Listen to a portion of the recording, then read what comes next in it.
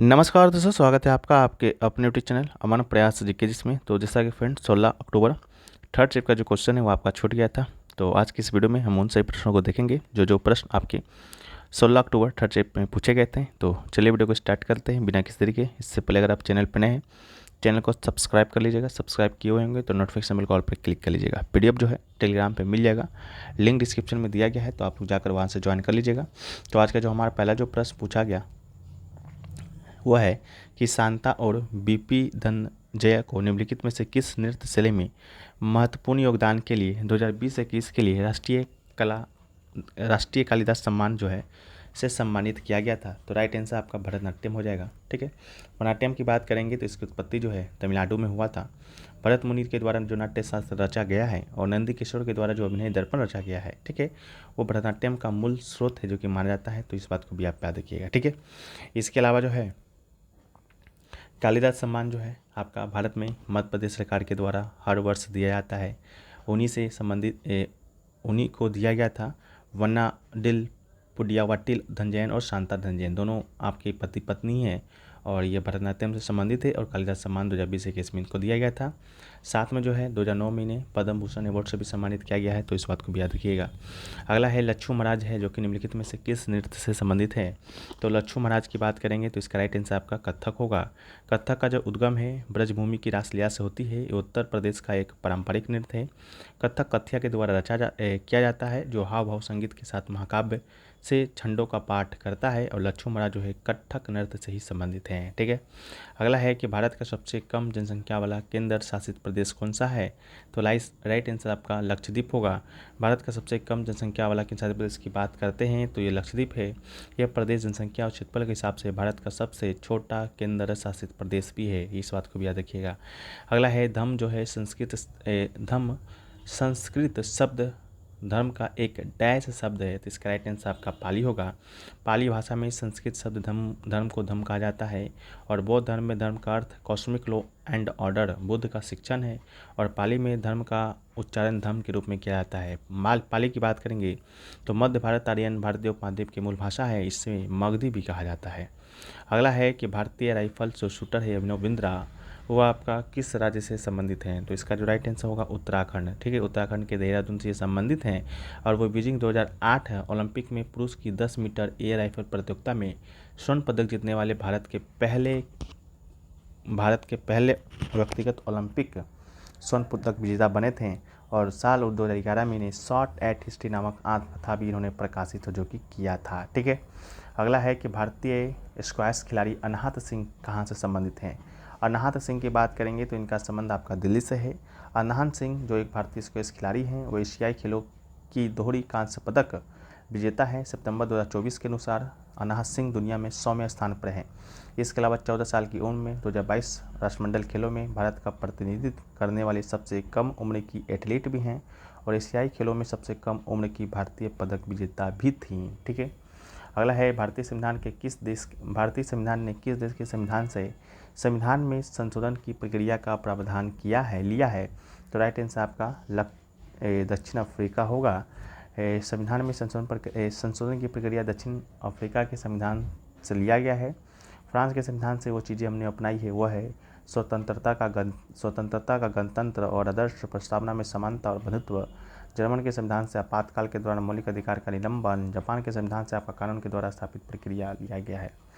इसके अलावा next question पूछा गया स्त्री पुरुष तुलना नामक पुस्तक जो है वो किसके द्वारा लिखा गया है जो पुरुष और महिलाओं के बीच सामाजिक मतभेदों की आलोचना पर आधारित है। निम्नलिखित में से किस विद्वान के द्वारा लिखा गया है। तो राइट आंसर आपका ताराबाई शिंदे होगा।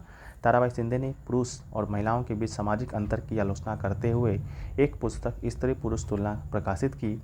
स्त्री पुरुष तुलना 1882 में प्रकाशित हुई थी और इसे भारत में पहली नारीवादी पुस्तक माना जाता है। नेक्स्ट क्वेश्चन है कि प्रसिद्ध संगीतज्ञ तानसेन ने बारिश होने के लिए कौन सा राग गाया करते थे। तो राइट आंसर आपका राग मल्हार इसका राइट आंसर होगा। पुरानी कथाओं के अनुसार जब तानसेन राग मल्हार गाते थे तो बरसात होने लगती थी। तानसेन की याद में हर साल नवंबर और दिसंबर में तानसेन संगीत समारोह मनाया जाता है जिसे भारत के महान गायक संगीतकार शामिल होते हैं। और तानसेन का असली नाम राम तनु पांडे है, याद रखिएगा। और हिंदुस्तानी शास्त्रीय संगीत के महान ज्ञाता थे। अगला है कि पूर्व मध्य रेलवे का मुख्यालय कहाँ पर स्थित है? तो राइट आंसर आपका हाजीपुर होगा। भारतीय रेलवे का 1950 में राष्ट्रीयकरण हुआ और वर्तमान में यह एशिया का सबसे बड़ा और विश्व का दूसरा सबसे बड़ा रेलवे नेटवर्क है। कुल आपका 19 जोनों में ये विभाजित है। मध्य रेलवे जिसका मुख्यालय मुंबई, पूर्वी रेलवे जिसका मुख्यालय कोलकाता, पूर्व मध्य रेलवे का हाजीपुर, पूर्व तटीय रेलवे का भुवनेश्वर, कोंकण रेलवे का नवी मुंबई, उत्तर रेलवे का नई दिल्ली, उत्तर मध्य रेलवे का इलाहाबाद या कहें तो प्रयागराज, पूर्वोत्तर रेलवे का गोरखपुर, उत्तर पश्चिम रेलवे का जयपुर, पूर्वोत्तर सीमांत रेलवे का गुवाहाटी, दक्षिण रेलवे का चेन्नई, दक्षिण तटीय रेलवे का विशाखापट्टनम, दक्षिण मध्य रेलवे का सिकंदराबाद, दक्षिण पूर्व रेलवे का कोलकाता, दक्षिण पूर्व मध्य रेलवे का बिलासपुर, दक्षिण पश्चिम रेलवे का हुबली और पश्चिमी रेलवे का मुंबई सीएसटी और पश्चिमी मध्य रेलवे का जबलपुर और मेट्रो रेलवे का कोलकाता है। ठीक है, तो याद रखिएगा। अगला है इनमें से नागर वास्तुकला वाला कौन सा मंदिर नहीं है? 4 ऑप्शन दिए गए थे जिसमें से एक मंदिर आपका खजुराहो का था। तो खजुराहो का मंदिर जो है नागर शैली का नहीं है, तो इसका राइट आंसर होगा। नागर शैली के मंदिर की पहचान के आधार से लेकर नागर शैली का मंदिर का पहचान कैसा होता है? तो पहचान जो है आधार से लेकर ऊपर तक चतुष्कोण होता है। नागर वास्तुकला कुछ मंदिर खजुराहो मंदिर परिसर है, सॉरी ये आपका मंदिर नहीं है। ठीक है, तो खजुराहो आपका है, यहाँ पर नहीं काट दीजिएगा। बाकी कोणार्क का सूर्य मंदिर, महाबोधि मंदिर, देवगढ़ का दशावतार मंदिर, भितरगांव का ईंट निर्मित मंदिर जो है आपका नागर शैली का मंदिर है। ठीक है, खजुराहो का भी है। अगला है शुद्धि आंदोलन किस समाज से जुड़ा हुआ है? तो राइट आंसर आपका आर्य समाज होगा। शुद्धि आंदोलन आर्य समाज जिसके संस्थापक स्वामी दयानंद सरस्वती के द्वारा शुरू किया गया था और आर्य समाज का स्थापना 1875 में बम्बई में होता है, इस बात को भी आप याद रखिएगा। अगला है ब्रिक्स इनोवेशन फोरम में वर्ल्ड इनोवेशन अवार्ड से किसे सम्मानित किया गया था? तो राइट आंसर आपका शांता थोट्टम हो जाएगा। तेलंगाना के मुख्य नवाचार अधिकारी हैं, ये CIO हैं और 27 से 29 अगस्त तक मॉस्को में आयोजित पहले ब्रिक्स इनोवेशन फोरम में वर्ल्ड इनोवेशन अवार्ड से इन्हें सम्मानित किया गया। यह पुरस्कार सतत विकास लक्ष्य 4 में उत्कृष्ट योगदान के लिए दिया जाता है, जो समावेशी और न्यायसंगत गुणवत्ता शिक्षा सुनिश्चित करता है और सभी के लिए आजीवन अवसर को बढ़ावा देता है। ठीक है, तो इस बात को भी याद रखिएगा। अगला है कि महासागरीय अम्लीकरण में किस गैस का इस्तेमाल जो कि होता है? तो इसका राइट आंसर जो होगा वो आपका हो जाएगा कार्बन डाइऑक्साइड यानी कि CO2। ठीक है, मानवीय गतिविधियों में उत्सर्जित कार्बन डाइऑक्साइड वायुमंडल में बढ़ता जा रहा है और वायुमंडल से कार्बन डाइऑक्साइड महासागरों में अवशोषित होता है।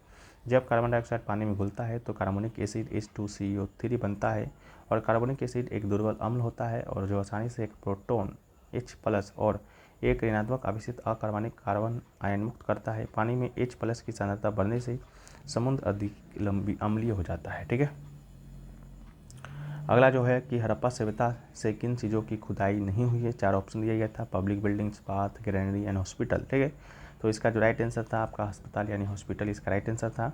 हड़प्पा सभ्यता की खुदाई अस्पताल यानी हॉस्पिटल से संबंधित कोई अवशेष नहीं मिला है। इस सभ्यता से सार्वजनिक भवन, पब्लिक बिल्डिंग मिला है, स्नानागार, विशाल स्नानागार मिला है, अनाज भंडार भी मिला है, अवशेष मिले हैं। ठीक है, जो कि उनकी उन्नत नगर योजना और सामाजिक संरचना को दर्शाता है। अगला है in the flowing which is not a religious festival. ठीक है, 4 ऑप्शन दिए गए होंगे, उनमें से एक ऑप्शन आपका गांधी जयंती का ही था। तो गांधी जयंती की बात करेंगे तो एक धार्मिक त्यौहार तो है नहीं, ये त्यौहार महात्मा गांधी की जयंती के उपलक्ष्य में हम लोग मनाते हैं 2 अक्टूबर के दिन। वो दिन हम लोग अहिंसा दिवस मनाते हैं, अहिंसा दिवस। ठीक है, इसे राष्ट्रीय अवकाश के रूप में मनाया जाता है। अगला है कि संविधान की अधिकतम विशेषताएं जो हैं किस भारत सरकार अधिनियम से लिया गया है? तो राइट आंसर आपका भारत सरकार अधिनियम 1935 होगा। भारत की संविधान की ज़्यादातर विशेषताएं भारत सरकार अधिनियम 1935 से ली गई है और भारत के संविधान में करीब 2/3 तत्व इसी अधिनियम से लिया गया है। ठीक है, तो कौन कौन से स्रोत है जो कि आपके भारत सरकार अधिनियम से लिए गए हैं उसको एक बार हम लोग देखने का प्रयास करते हैं। तो सबसे पहले भारत सरकार अधिनियम की बात करेंगे तो संघीय योजना, राज्यपाल का कार्यकाल, न्यायपालिका, लोकसेवा आयोग, आपातकालीन प्रावधान, प्रशासनिक विवरण, ये सभी आपका भारत सरकार अधिनियम 1935 से लिया गया है। ब्रिटेन के संविधान से क्या क्या लिया गया है? संसदीय सरकार, कानून का शासन, एकल नागरिकता, कैबिनेट प्रणाली, विशेषाधिकार रीट, संसदीय विशेषाधिकार, द्विसदनीयता, विधायी प्रक्रिया, ये सभी आपका ब्रिटेन के संविधान से। उसी प्रकार आपका अमेरिका के संविधान से मौलिक अधिकार, न्यायपालिका की स्वतंत्रता, न्याय समीक्षा, राष्ट्रपति पर महाभियोग, सर्वोच्च न्यायालय, उच्च न्यायालय के न्यायाधीशों को हटाना, उपराष्ट्रपति का पद, आयरिश के संविधान से राज्य के नीति निर्देशक तत्व, राज्यसभा के सदस्यों का नामांकन, राष्ट्रपति के चुनाव की पद्धति, कनाडा के संविधान से एक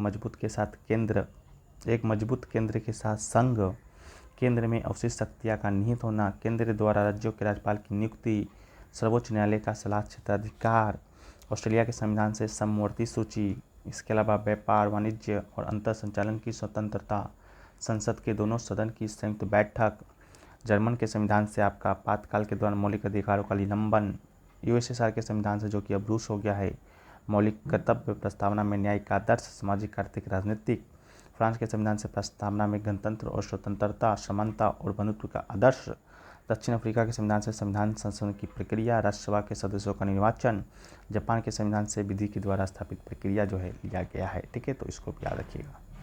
नेक्स्ट आपका है GST 2023 amendment to amend IGST dash act which year. ठीक है, तो राइट आंसर आपका 2023 ही होगा। केंद्रीय वस्तु सेवा कर संशोधन विधेयक 2023 11 अगस्त 2023 को लोकसभा में पेश किया गया था। यह केंद्रीय वस्तु सेवा कर GST अधिनियम 2017 में संशोधन करता है। अधिनियम में CGST के लेवी और संग्रह का प्रावधान है और वस्तुओं और सेवाओं की अंतर्राज्यीय पूर्ति के बारे में बताता है। ठीक है, तो ये आपका राइट आंसर था। अगला है टेम्पल टेस्ट पुस्तक किसके द्वारा लिखा गया, तो राइट आंसर सुधाजी तिलक होगा। सुधाजी तिलक केवल वही नौकरियां करती थीं जो उन्हें कहानी सुनाने की अनुमति देती और बड़ी और सच्ची। उन्हें चेन्नई, कोलकाता, यूके, दिल्ली और भारतीय अंतर्राष्ट्रीय प्रकाशनों में एक पत्रकार के रूप में 20 वर्षों से अधिक समय तक है जो कि काम किया था। ठीक है, तो ये आपके पूछा गया था टेस्ट में। तो आशा करते हैं वीडियो पसंद आया है। वीडियो पसंद है वीडियो को लाइक कर दीजिएगा, चैनल को सब्सक्राइब कर दीजिएगा। मिलते हैं नेक्स्ट वीडियो में, जब तक के लिए जय हिंद फ्रेंड्स।